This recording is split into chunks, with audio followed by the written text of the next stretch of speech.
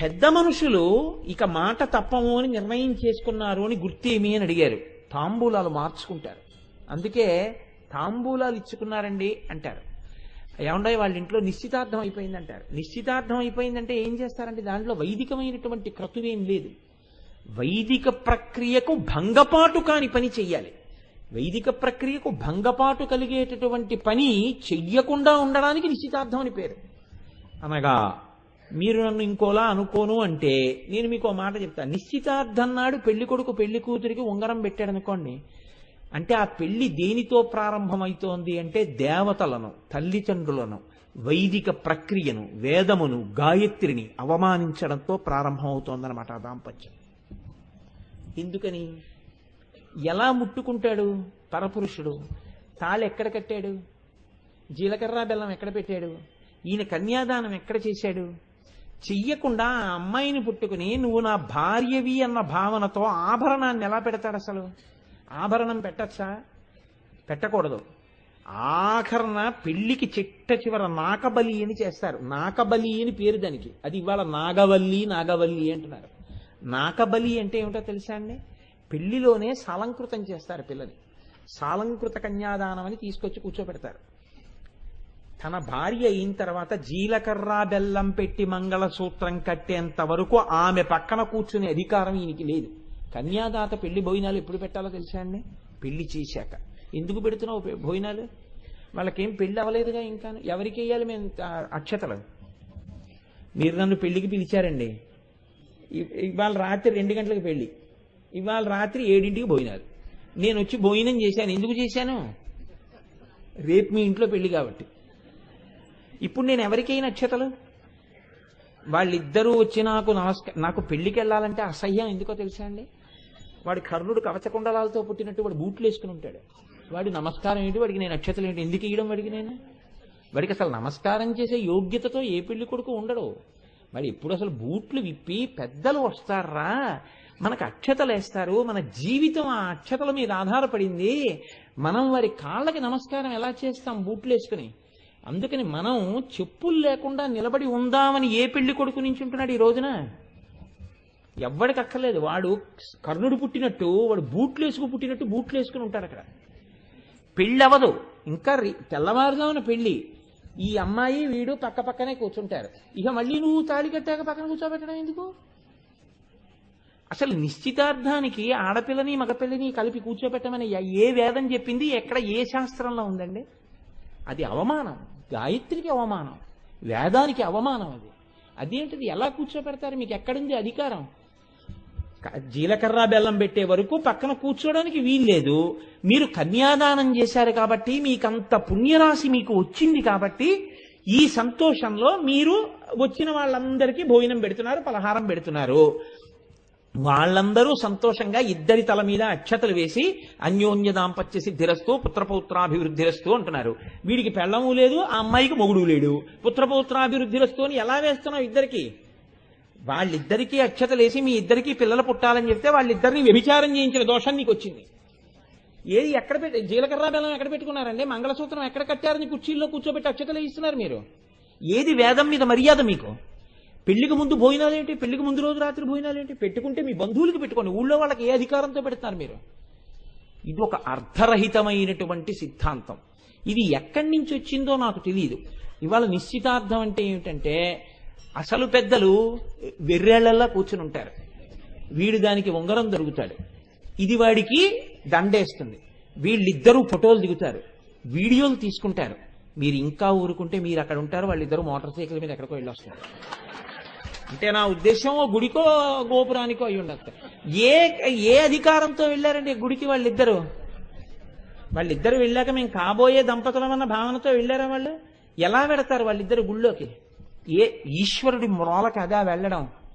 అన్నం తింటున్నావా, గడ్డి తింటున్నావా? తండ్రి వయ్యుండి ఎలా పంపించావు కూతురునలాగా? ఎందుకు ఈ మాట అంటున్నానంటే ఇలా నేను అనుకుంటే గడ్డి తిని పంపించని రేపు పొద్దున్న నన్ను అడిగే అవకాశం కొంతమందికి ఉండదని. అందుకని ముందుగానే విజ్ఞాపన అన్నమాట ఇది పరోక్షంగా. కాబట్టి నిశ్చితార్థానికి పెళ్లి కూతురు వెళ్ళొచ్చా?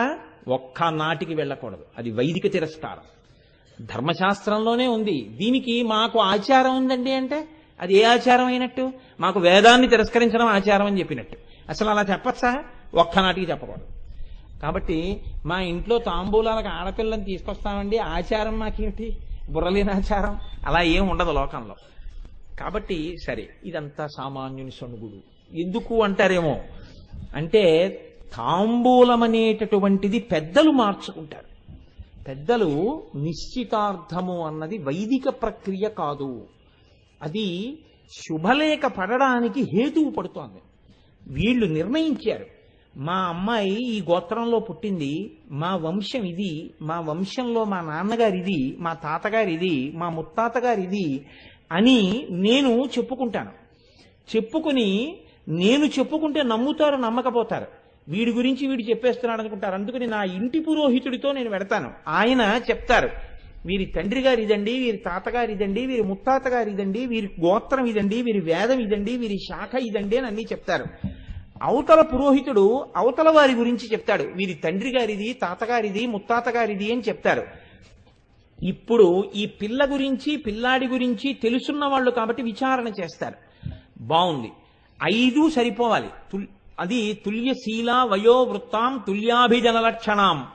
5 శీలము, వయస్సు, వృత్తము, అభిజనము, లక్షణము 5 సరిపోయాయి అని అనుకుంటే పెద్దలు నిర్ణయం చేస్తారు, ఈ పిల్లని పిల్లాడికి, పిల్లాడిని పిల్లకి ఇవ్వండి అని. మీరు చూడండి, చాగంటి కోటేశ్వరరావు గారికి చిరంజీవి లక్ష్మీ సౌభాగ్యవతి సుబ్రహ్మణ్యేశ్వరినిచ్చి, అంటే నా పెళ్లి అయిపోయిన విషయాన్ని ప్రస్తావన చేస్తున్నారు సుమండి, ఇచ్చి అంటాం. ఇచ్చి పుచ్చుకుని అలా ఏం ఉండవు. వారు వీరు కలిసి వివాహం జరుగుతుందంటే ఇద్దరు కలిసి ధర్మపథంలో నడుస్తారు. ఇలా నడిచేటప్పుడు ముందు పెద్దలు అంగీకరిస్తారు, ఒకరితో ఒకరు అంగీకరించి ఈయన చేతిలో పట్టుకున్న తాంబూలాన్ని ఆయనకిస్తాడు, ఆయన చేతిలో పట్టుకున్న తాంబూలాన్ని ఈయనకిస్తాడు.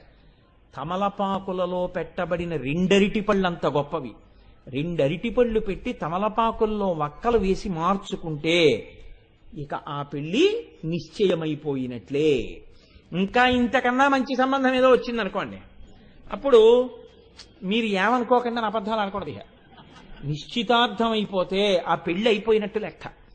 సరే, వేరు వేరు కారణాలకి వేరు వేరు ప్రాయశ్చిత్తాలు వేరు కోణంలో చెప్పారు. ఇప్పుడు అవి అమంగళకరమైన విషయాల గురించి నేను మాట్లాడను. కాబట్టి దానికి ఏది పెద్దలు ఒప్పుకున్నారు అనడానికి గుర్తేది? తాంబూలం ఇచ్చి పుచ్చుకుంటారు. అందుకే తాంబూలాలు ఇచ్చేశారండి అంటారు. తాంబూలాలు ఇచ్చేశారు అని ఒక సామెత కూడా వచ్చింది లోకంలో, కన్యాశుల్క నాటకాన్ని ఆధారం చేసుకుని. అంటే అది నిశ్చయం అయిపోయిందిరా, ఇక నువ్వేం చేస్తావు, జుట్టు పట్టుకోండి అంతే. కాబట్టి పెద్దలు తాంబూలాలు మార్చుకోవడం అంటే ఆ స్థాయి. ఇంటికి ఎవరైనా మహాత్ములు వచ్చారనుకోండి, ఏం చెయ్యాలని అడిగింది శాస్త్రం. నీకు ఏమీ చేత కాకపోయినా వారికి తాంబూలం ఇవ్వడం చేత కావాలి. ఇంట్లో తమలపాకులు అరటిపళ్ళు పెట్టుకుని ఇంటికి పెద్దలు వచ్చి వారు వెళ్ళిపోయే ముందు వారి చేతిలో తాంబూలం పెట్టి నమస్కారం చేయాలి. తాంబూలం అంటే ఇవాళ ఏమైపోయిందంటే దక్షిణ అన్న శబ్దం వచ్చేస్తోంది. దక్షిణ కాదు, తాంబూలం అంటే పళ్ళు, వక్క, తమలపాకులు అంతే. ఈ 3 కలిపి వారి చేతిలో పెట్టి నమస్కారం చేస్తే, ఒకవేళ మీరు వారికి ఉపచారం చేయడం చేత కాకపోయినా మీరు సంపూర్ణంగా ఉపచారాలన్నీ వారికి చేసినట్టు లెక్క. తాంబూలం అంత గొప్పది. అందుకే మహాభారతం విరాట పర్వంలో ఒక గమ్మత్తు చెప్పారు. బృహన్నల సభలోకి వచ్చాడు విరాట మహారాజు గారి దగ్గరికి. అప్పటి వరకు ఆయన చూడలేదు. ఆయన వచ్చి అన్నాడు, నేను అంతఃపురంలో ఉన్న ఆడపిల్లలకి నృత్యము గరపంగా నాకు నేర్పు కలదు, నేను ఆడపిల్లలకి నృత్యం నేర్పుతాను, నువ్వు అనుమతి ఇయ్యి, నేను అంతఃపురంలో ఆడపిల్లలకి శిక్షణనిస్తానన్నాడు. నా కూతురుంది ఉత్తర, శిక్షణనిస్తావా అన్నాడు. ఇస్తానన్నాడు. తేరిపారి చూశాడు బృహన్నల వంక. ఎవరో మహారాజాధిరాజు గొప్ప విలుకాడిలా ఉన్నాడు, ఈ పేడి రూపంతో ఉన్నాడేమిటి అనుకున్నాడు. ఈయన్ని చూస్తే మనిషి పేడిగా ఉన్నాడు కానీ బహుగౌరవనీయుడు అనుకున్నాడు. అందుకే మిగిలిన వాళ్ళకి చెయ్యని సత్కారం అర్జునుడికి ఒక్కడికే చేశారు. ఉత్తరని పిలిపించాడు సభలోకి. ఉత్తర సభలోకి వచ్చింది. శిరస్సు మార్కొని ఉత్తర చేతిలో తాంబూలం పెట్టి, విరాట మహారాజు ఇది పట్టుకెళ్ళి నీ కాబోతున్నటువంటి గురువు ఆ బృహన్నల చేతిలో పెట్టి నమస్కారం చెయ్యి అన్నాడు. ఉత్తర ఆయనకి తాంబూలం ఇచ్చి నమస్కారం పెట్టింది. మీ ఇంటికి మహాత్ములు ఎప్పుడు వస్తారో మీకు తెలుసా? మీకు తెలియకపోవచ్చు. ఈశ్వరానుగ్రహం కలిగితే గుర్తేమిటో తెలుసా అండి? ఎప్పుడూ ఎవరి దగ్గర ఏది ఆశించనటువంటి వాడు మీ ఇంటికి వస్తాడు. ఆయన ఎప్పుడు ఏమి ఆశించాడు ఎవ్వరి దగ్గర, ఈశ్వరుణ్ణి నమ్మి ఉంటాడు. ఆయన ఒక రోజున మీ ఇంటికి వస్తాడు. ఊరకరారు మహాత్ములు వారథముల ఇండ్ల కడకు వచ్చుటలెల్లం కారణము మంగళములకు, మీరొచ్చుట శుభము మాకు నిజము మహాత్మ. ఆయన తాంబూలం ఇవ్వకుండా మీరు ఆయన్ని పంపించేశారనుకోండి, మహాపాపం సంక్రమిస్తుంది. అంటే మర్యాద చేయలేదనమాట ఆయనకి. నీవు మర్యాదకి తగినవాడవు కావు అని చెప్పి ఇంట్లోంచి ఆయన్ని పంపించినట్టు. మీరు ఏం చేశారు కాదు, ఆయనకి తాంబూలం ఇచ్చారా లేదా, ఇది చాలా ప్రధానం. ఒక్కొక్కసారి ఈశ్వరుడు గొప్ప అవకాశాలు ఇస్తాడు. మీరు అనుకోకుండా వస్తారు మహాత్ములు, మీరు వారి చేతికి తాంబూలం ఇవ్వకుండా వారిని పంపించేశారనుకోండి, వారిని అవమానించి పంపినట్టుగా లెక్కలోకి వస్తుంది. కాబట్టి తాంబూలం ఇచ్చి పంపాలి. తాంబూలం ఇచ్చి పంపాలంటే మీ ఇంట్లో ఎప్పుడు ఏముండాలి? ఎప్పుడూ తమలపాకులు ఉండాలి. కాబట్టి గృహస్థు జీవితంలో ఎంతో సంబంధం పెట్టుకుని గృహస్థు ఎప్పుడూ ఇంట్లో ఉంచుకోవలసిన వస్తువేది? తమలపాకులే. ఒక ఇల్లాలు వస్తుంది, బొట్టు పెట్టి 2 పళ్ళు పెట్టి ఆ తాంబూలం ఇవ్వాలి. ఇస్తే ఆ తాంబూలం పుచ్చుకున్నందుకు ఇందిరా ప్రతిగృహ్ణాతు ఇందిరావై దదాతిచ, లక్ష్మీదేవి పుచ్చుకుంది, లక్ష్మీదేవికి ఇచ్చింది, అంతే. ఆ ఇంట ఆ రోజున అమ్మవారు పూజింపబడింది. కాబట్టి తమలపాకులు లేని ఇల్లు ఉండొచ్చా? ఉండకూడదు. రేపటి వరకు తమలపాకులున్నాయి, ఎల్లుండికి తమలపాకులు ఉన్నాయంటే రేపు కొని తెచ్చేసుకుని ఫ్రిడ్జ్లో పెట్టేసుకోవాలి.